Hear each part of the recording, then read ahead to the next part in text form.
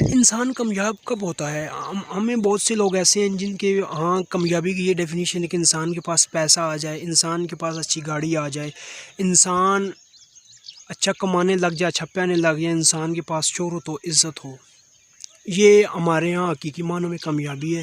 لیکن انسان یہاں پر آ کے کامیاب نہیں ہوتا، یہاں پر آ کے تو انسان کا اندر کھلتا ہے، انسان کا معیار بلند ہو جاتا ہے۔ لیکن انسان کا کردار جس بندے کا بڑا نہیں ہے سر جی، وہ بڑا نہیں ہے۔